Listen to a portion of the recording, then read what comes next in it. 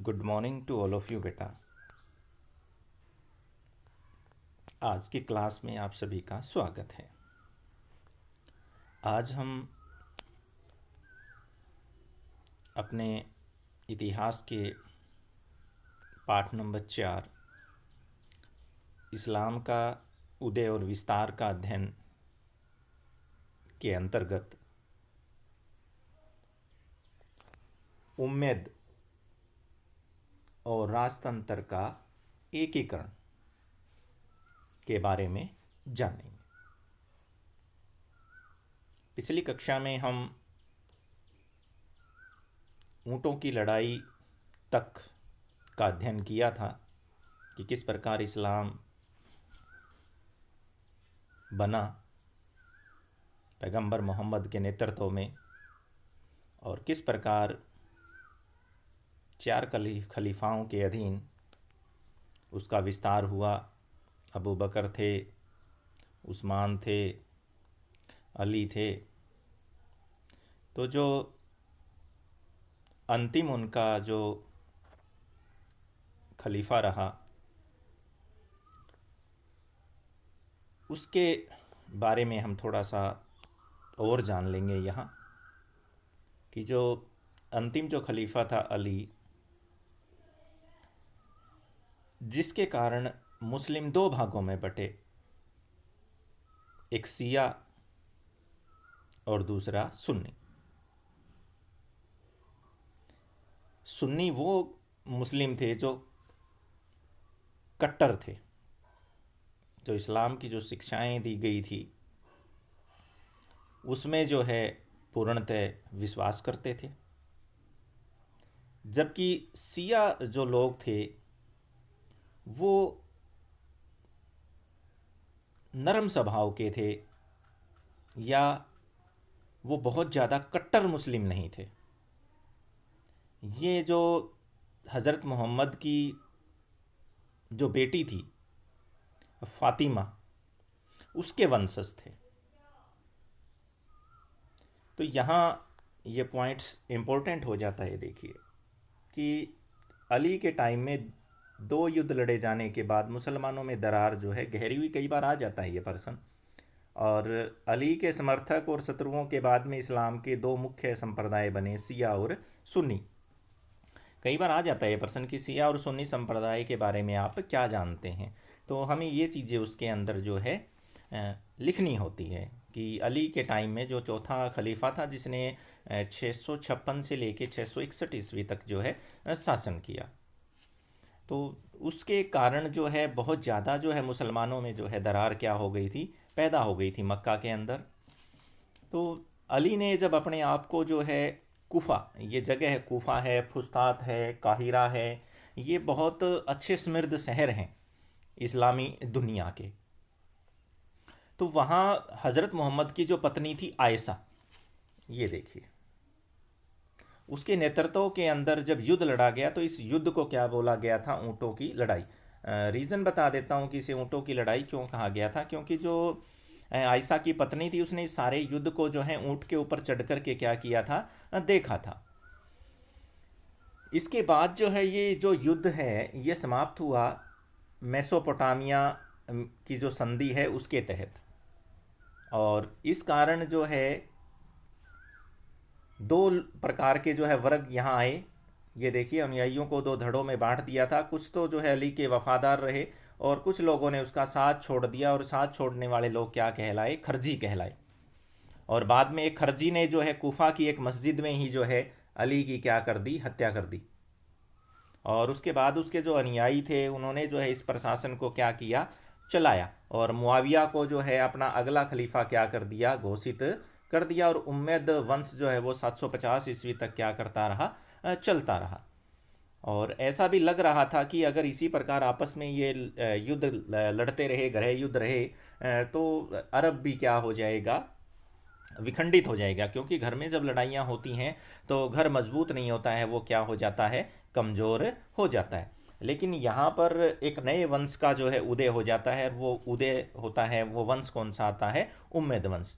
तो आज हम यहाँ पर उम्मद वंश और राजतंत्र के एकीकरण के बारे में क्या करेंगे, पढ़ेंगे। कि जो उम्मैद वंश था वो क्या था और राजतंत्र जो है किस प्रकार अस्तित्व में आया। तो थोड़ा मैं आपको यहाँ बता दूँ, दो तीन चीज़ें ऐसे हैं, दो तीन शब्द ऐसे हैं जो बच्चों को बहुत परेशान करते हैं। मैं उनको थोड़ा सा एक्सप्लेन कर रहा हूँ। एक तो यहाँ आता है उम्मा शब्द, बहुत बार आएगा। आप जब भी इस पूरे पाठ को पढ़ोगे तो उम्मा एक शब्द आता है। ये जो उम्मा है ये एक संस्था थी। जो लोग अमीर थे या जिनका संसाधनों के ऊपर नियंत्रण था, और जिनको जो है इस्लाम के बारे में ज्ञान था, उन लोगों को मिला करके एक संस्था बनाई गई थी, जिस संस्था को क्या बोला जाता था, उम्मा बोला जाता था। और इसी के नियंत्रण में रह करके जो है खलीफा क्या करते थे, शासन करते थे। खलीफा क्या करते थे, शासन करते थे। ये तो शब्द है उम्मा। कि उम्मा क्या थी, ये एक मुस्लिम लोगों की क्या थी, एक संस्था थी। सेकंड हमारे पास आ जाता है खलीफा। ये शब्द भी बड़ा परेशान कर देता है कई बार कि ये क्या था। ये मैं आपको बता दूं, जब हज़रत मोहम्मद की मृत्यु हुई तो उसने कोई ऐसा नियम नहीं बनाया था कि राजा के बाद जो है उसका उत्तराधिकारी कौन बनेगा। तो ये एक बहुत बड़ा जो है राजनीतिक प्रश्न खड़ा हुआ कि हज़रत मोहम्मद के बाद जो है किस व्यक्ति को जो है राजा बनाया जाए। तो उम्मा, यहाँ समझने का प्रयत्न, उम्मा जो वो संस्था थी उसने ये निर्णय लिया कि अब जो है जो राजा जो है वही बनेगा जिस व्यक्ति को जो है उम्मा किस क्या बनाएगी, खलीफा बनाएगी। जिस भी व्यक्ति को किसकी उपाधि देगी, खलीफा की उपाधि जो है देगी ये संस्था, वही व्यक्ति आगे चल करके क्या बनेगा, इस साम्राज्य का मुखिया बनेगा। तो इस प्रकार खलीफा का एक पद सर्जित कर दिया गया और इसी से एक नई जो है विचारधारा यहां पर चली जिसका नाम है खिलाफत। कौन सा, मतलब एक अध्याय शुरू हो गया इस्लाम में खिलाफत का। अब आपको अच्छे से समझ आ गया होगा कि उम्मा क्या था और खलीफा क्या था और खिलाफत क्या थी। तो यहाँ जो चीज़ है हमारे सामने वो है उम्मत और राजतंत्र का एकीकरण। कि धीरे धीरे जो है खलीफा जो होता था वो उम्मा के नियंत्रण में काम करता था। तो धीरे धीरे जो है सुल्तान का पद यहाँ पर क्या होना शुरू हुआ था, सर्जित होना शुरू हुआ। तो यहाँ हम पहले उम्मद वंश के बारे में जो है पढ़ेंगे और उसके बाद किस प्रकार उन्होंने जो है राजतंत्र को यहाँ पर जो है कायम किया। तो इसने बताया, ये देखिए कि बड़े बड़े जब क्षेत्रों के ऊपर विजय प्राप्त की उम्मद वंश ने तो मदीना के अंदर क्या समाप्त हो गया, खिलाफत जो है समाप्त हो गई। क्योंकि खिलाफत के ऊपर नियंत्रण किसका होता था, उम्मा का। क्योंकि उम्मा जिसको चाहती थी उसी को खलीफा क्या करती थी, नियुक्त करती थी। तो उसका स्थान अब किसने लिया, राजतंत्र ने। कि राजा ही सब कुछ होगा। अब जो सुल्तान बनेगा, जो खलीफा बनेगा, उसके ऊपर जो है उम्मा का नियंत्रण क्या हो जाएगा, कम हो जाएगा। तो उसके लिए जो है अब उम्मैदों को ये लगा कि हम उम्मा को ख़त्म तो नहीं कर सकते, क्योंकि वो संस्था काफ़ी समय से अस्तित्व में थी। तो उन्होंने उम्मा के भीतर जो है अपना नेतृत्व भी क्या कर लिया, सुदृढ़ कर लिया। मतलब उस उम्मा के अंदर अपने ही लोगों को क्या किया, शामिल किया। और जो पहला उम्मैद खलीफा था मुआविया, उसने दमिश्क को अपनी क्या बना लिया, राजधानी। यानी कि हमारे पास पहले जो राजधानी थी वो कौन सी थी, मदीना थी। और धार्मिक राजधानी कौन सी थी, हज़रत मोहम्मद के टाइम में मक्का थी। तो इन्होंने उसको चेंज किया, क्योंकि एकदम जो है किसी भी संस्था का अगर विरोध करेंगे तो लोग उसका विरोध करना क्या कर देंगे, शुरू कर देंगे, और वो व्यक्ति जो है लंबे समय तक जनता प्रशासन नहीं कर पाएगा। फिर इन्होंने क्या किया, जो बाजेटाइन साम्राज्य था, जो ईरानी साम्राज्य था, वहाँ पर दरबार होता था, बड़ा शाही दरबार होता था, उसकी जो रस्में होती थी, वहाँ जो प्रशासनिक संस्थाएं काम करती थी, उनको यहाँ पर क्या किया, अपनाया। और पहली बार यहाँ पर अब देखो, राजतंत्र का मतलब क्या हो गया कि राजा के बाद जो है किसी व्यक्ति के द्वारा जो है राजा का चुनाव नहीं किया जाएगा, राजा के बेटे को ही क्या बनाया जाएगा, राजा बनाया जाएगा। ये नियम बनाया। ये देखिए, वंशगत परंपरा जो है प्रारंभ कर दी, जबकि हजरत मोहम्मद ने उत्तराधिकार के बारे में ऐसे कोई भी नियम नहीं बनाए थे। और मुसलमानों को उसने मना भी लिया कि वो उसके पुत्र को क्या कर ले, अपना वारिस स्वीकार कर ले, अपना राजा जो है वो क्या कर ले, स्वीकार कर ले। और इस कारण उम्मैद वंश ने जो है 90 वर्ष तक क्या किया, शासन किया। और उसके बाद एक क्रांति होती है, अब्बासी क्रांति। और अब्बासी क्रांति के बाद जो है 750 में एक आंदोलन चलाया गया था दवा नामक, और उससे उम्मद वंश को जो उखाड़ के क्या कर दिया गया था, फेंक दिया गया था। और अब्बासी इन लोगों ने बताया कि हम जो हज़रत मोहम्मद का जो चाचा था ना अब्बास, हज़रत मोहम्मद के चाचा का क्या नाम था, अब्बास, और हम उसके वंशज हैं। और इस प्रकार इस राज सिंहासन के ऊपर हज़रत मोहम्मद के चाचा के वंशज होने की वजह से हमारा इसके ऊपर क्या है, अधिकार है।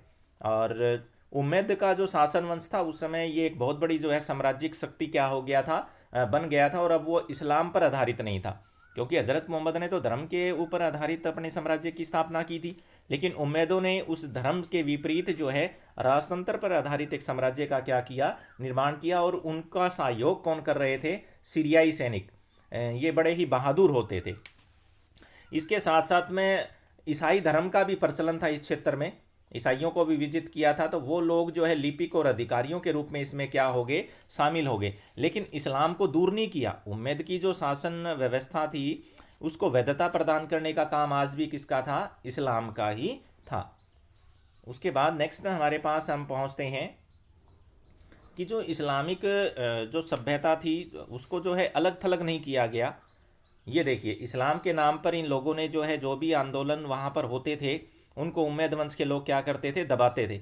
और अरबी पहली बार जो है एक नई भाषा जो है यहाँ पर अस्तित्व में आई थी, वो कौन सी थी, अरबी थी।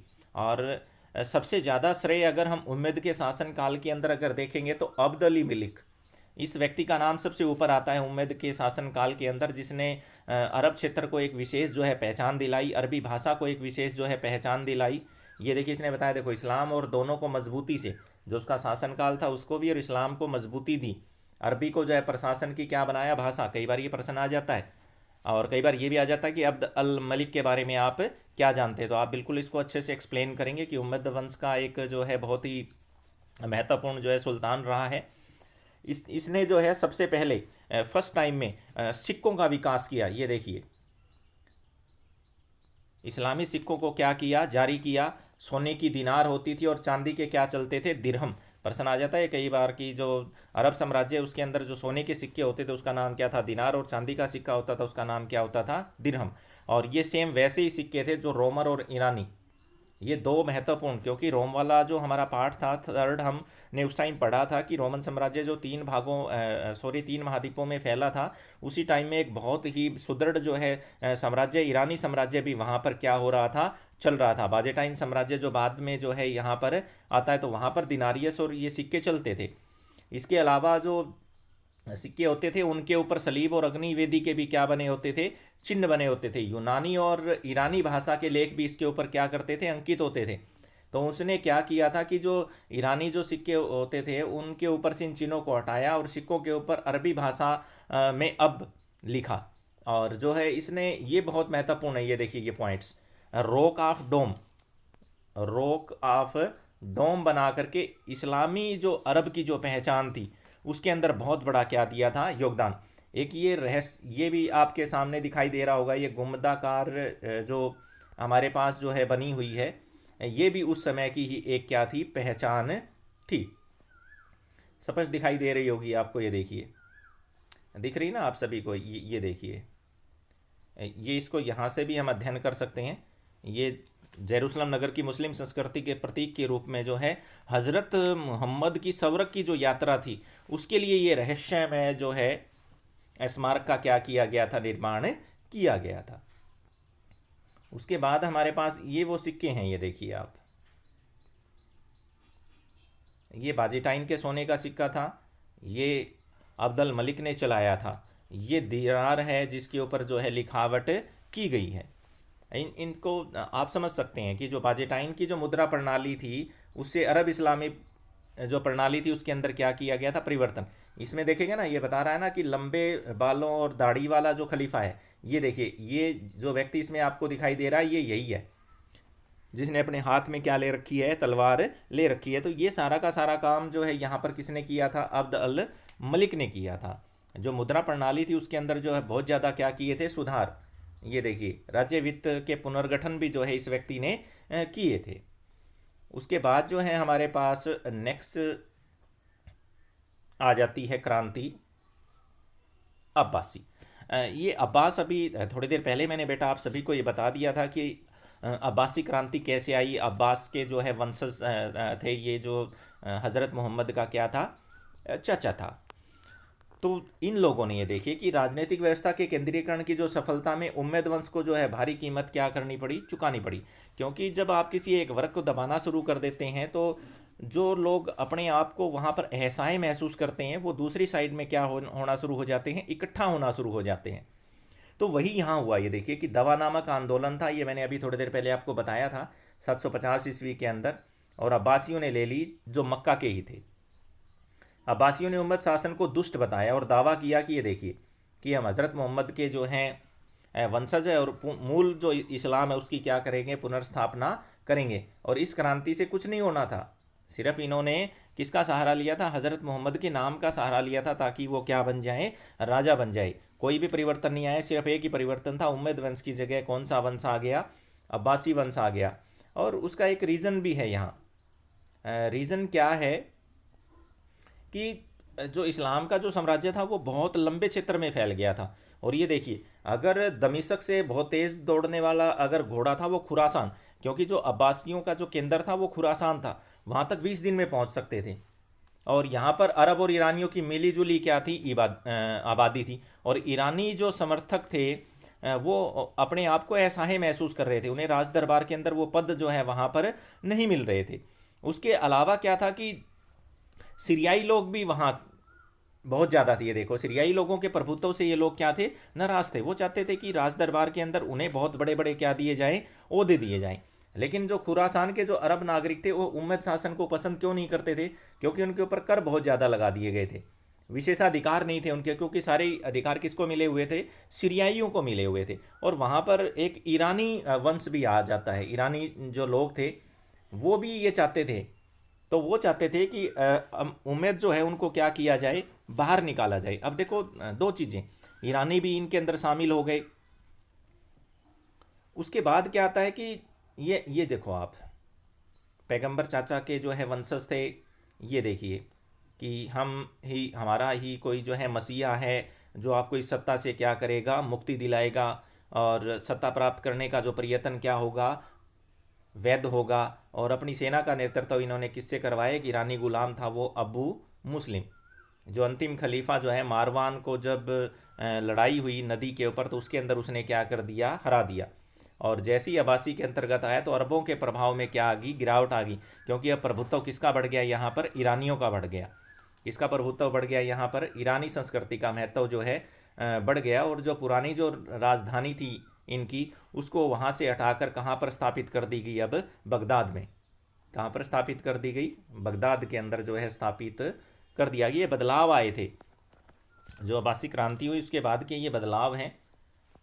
अब ये देखिए, अब्बासियों ने अपनी जो राजधानी थी वो प्राचीन महानगर टेसिफोन के खंडरों के निकट कहाँ पर स्थापित कर दी, बगदाद में। और इराक और खुरासान की अपेक्षाकृत अधिक भागीदारी सुनिश्चित करने के लिए सेना का भी और नौकरशाही का भी क्या किया, पुनर्गठन। और कबीलों को आधार नहीं बनाया गया, इस बार जो है कबीलों को आधार नहीं बनाया गया, उसके लिए गैर कबीलाई आधार पर किया गया। और खिलाफत को अब भी जारी रखा गया है, देखिए, क्योंकि खिलाफत को रखना इनकी मजबूरी थी। क्योंकि अगर वो खिलाफत का विरोध करते तो उससे क्या हो जाता, उनका भी जो है जनता में विरोध हो जाता। और इन्होंने जो इस्लामी जो संस्था थी, उम्मा थी या खिलाफत थी, उसके अंतर्गत जो है विद्वानों को भी क्या दिया, संरक्षण दिया, ताकि विद्वान जो है इस साम्राज्य के बारे में ज़्यादा से ज़्यादा लोगों को क्या करें, बताएं। साम्राज्य की ज़रूरत को पूरा करने के लिए केंद्रीय स्वरूप को, यानी कि राजा को जो है मजबूत किया गया। इसके अलावा जो है शाही वास्तुकला, बहुत अच्छी जो है इमारतों का जो है निर्माण किया गया। राज दरबार के अंदर जो है परंपराओं को जो है बराबर कायम रखा गया, कि ये परंपराएं वो थी कि राजा का जो है सम्मान करना चाहिए। सुल्तान से जब कोई मिलने आता था तो दरबार के अंदर वो भेंट लेकर के आता था, उसके सामने जो है झुक कर के क्या करता था, सलाम करता था।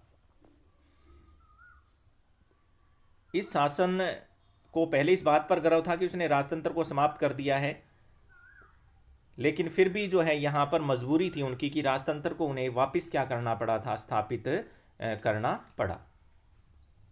उसके बाद नेक्स्ट जो हमारे पास पॉइंट आ जाता है, ये वो पहला टाइम है जब खिलाफत को क्या किया गया, समाप्त किया गया। और यहाँ पर सल्तनतों का उदय हुआ।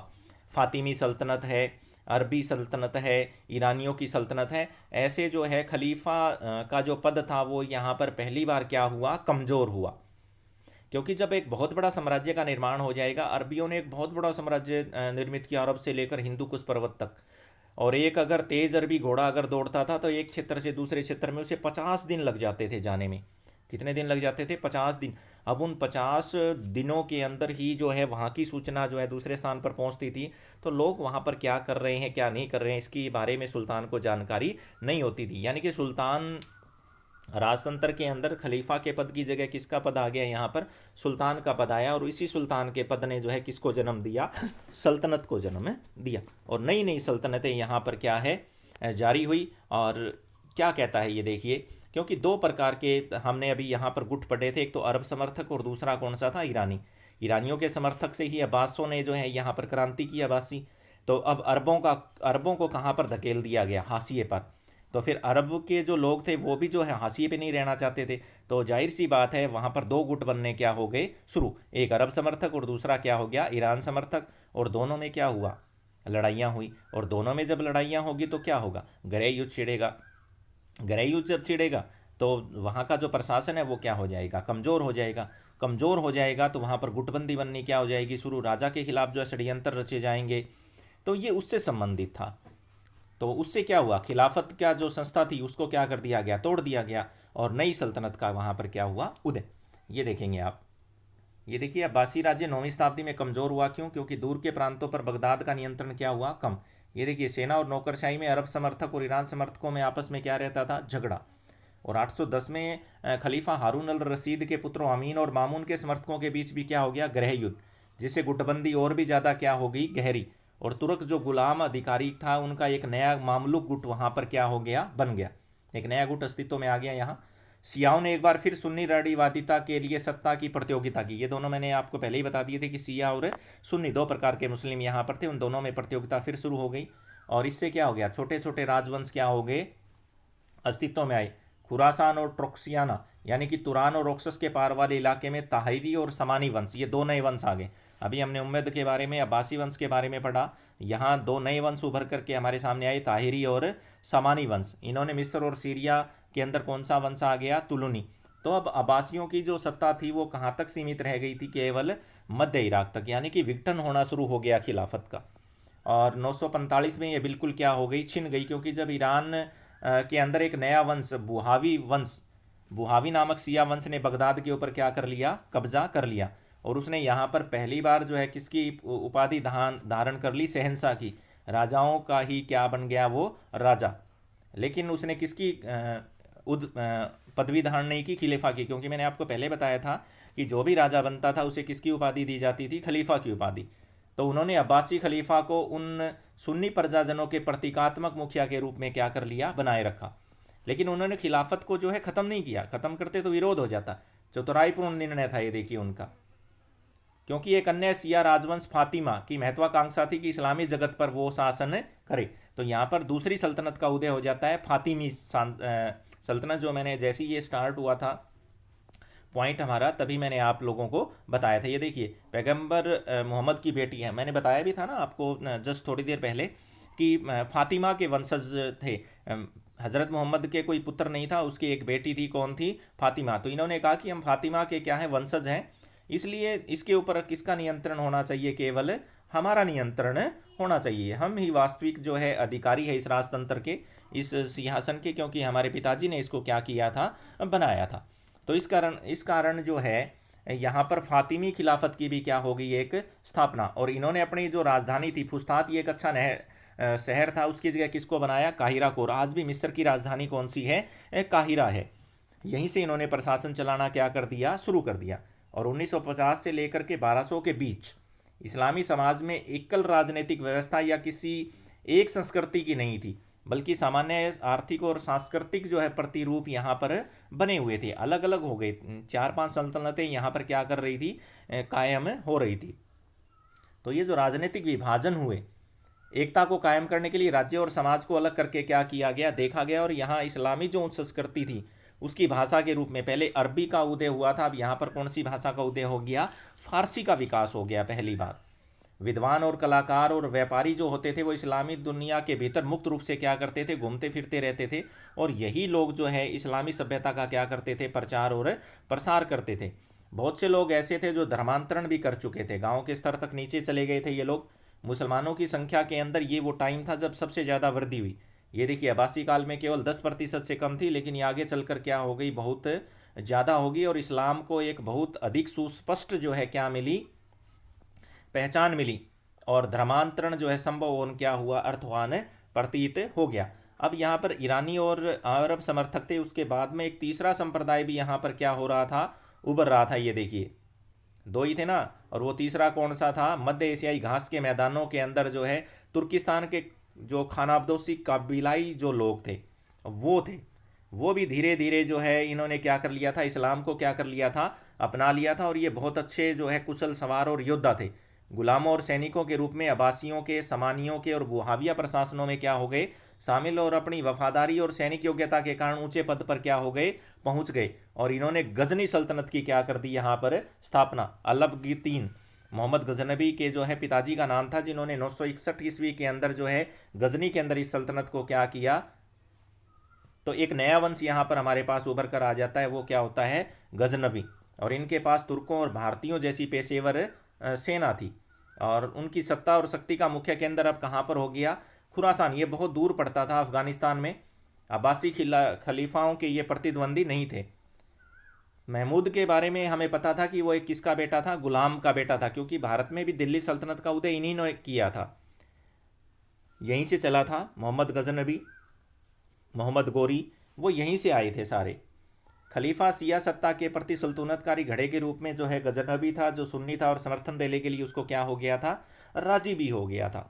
तो यहाँ पर एक नया वर्ग और अस्तित्व में जो आया था, वो कौन सा वर्ग था, तुर्की था। ये कौन थे, ये तुर्की। और इनको फिर क्या बोला गया था, सुजुलुक तुर्क। ये रहा, सुजुलुक के नेतृत्व के अंदर ये लोग जो है आगे बढ़े थे। उसके बाद इसके दो भाई थे, तुगरिल और छागरी, जिन्होंने एक बहुत महत्वपूर्ण शक्तिशाली समूह का क्या किया था, नेतृत्व किया। ये देखिए गजनी के महमूद की मृत्यु के बाद इन्होंने अव्यवस्था का क्या उठाया, लाभ उठाया, और खुरासान को, ये प्रश्न इंपॉर्टेंट है यहाँ पर कि खुरासान को कब जीता गया सल्जुक तुर्कों के द्वारा, तो 1037 ईस्वी के अंदर जो है इन्होंने निशापुर को अपनी क्या बनाया, राजधानी बनाया। और 1055 में बगदाद को पुण्य सुन्नी शासन के अंतर्गत क्या है, कर लिया गया। और तुगरिल बेग ने सुल्तान की यहाँ पर क्या कर ली, उपाधि धारण कर दी, और पहली बार धार्मिक सत्ता को जो है राजनीतिक सत्ता से क्या कर दिया गया, अलग। खिलाफत का जो महत्व था वो बिल्कुल यहाँ पर आकर के क्या हो जाता है, शून्य हो जाता है। ये देखिए सुजुलुक भाइयों ने परिवार द्वारा शासन चलाने की कबीलाई धारणा के अनुसार इकट्ठे होकर शासन किया। उसका भतीजा जो था अलप अरसलन उसका उत्तराधिकारी बना, और साम्राज्य जो है अनातोलिया यानी कि आधुनिक तुर्की तक क्या हो गया था, फैल गया था। और इसी के कारण जो है यूरोप तक फैला ये। और 11वीं से 13वीं शताब्दी के बीच यूरोपीय जो एशियाई थे और अरबों के बीच में काफ़ी अधिक लड़ाई क्या हुए, झगड़े हुए, जिनके बारे में हम आगे जो है धर्म युद्धों के अंतर्गत क्या करेंगे, पढ़ेंगे। ये देखिए यह एक व्यवस्थित सभ्यता पर खानाबदोशों की ओर से होने वाला अंतिम किंतु सबसे अधिक निर्णायक क्या था, आक्रमण था, जिसको किस नाम से जाना गया था, धर्म युद्धों के बारे में जाना गया था। इस धर्म युद्ध के बारे में हम आगे की कक्षा में अध्ययन करेंगे। थैंक यू बेटा।